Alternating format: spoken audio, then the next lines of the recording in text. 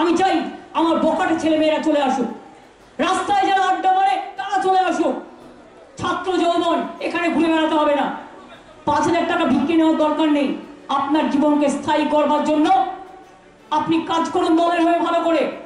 আর local নেতাদের বলবো, এই ডেটাটা আমাকে তৈরি করে দেবেন। যখন যেখানে লোক নেওয়া হয়, আমরা কত লোক নিই, অলওয়েজ নিই, তখন যে কোনো জায়গা থেকে কেউ না কেউ ঢুকে যাবে। এই যে মারা গিয়েছে যারা, প্রত্যেকটা পরিবারকে আমি বলেছি 2.5 লক্ষ টাকা করে দিতে, দলমত নির্বিশেষে। এর আমি চাকরি করে দিয়েছি, আমার কাছে 3 জন অ্যাপিল করেছে, আমি 3 জনকেই চাকরি করে দিয়েছি। আজকে একটা ছোট্ট খবর আমি এই সময় কাগজের 3য় পৃষ্ঠায় দেখলাম, আমি পড়ে সঙ্গে সঙ্গে বলেছি, আরজি করে ডাক্তাররা তাকে এক সময় মেরে ফেলেছিল, ভুলে গেছেন আপনারা 2014-এ।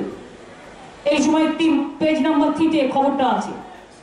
আমি সঙ্গে সঙ্গে অফিসকে বলেছি, খুব দুঃখে আছে পরিবারটা, ওদের হেল্প করে দিচ্ছে, দেখে নেবেন। ভুলে গেছেন আপনারা যে এনআরএস বা আরজি কর কোথাও হবে যেখানে একটি ছেলেকে পিটিয়ে মেরে দেওয়া হয়েছিল, আরজি কর। যাই হোক, আমি দেখলাম খবরটা বেরিয়েছে।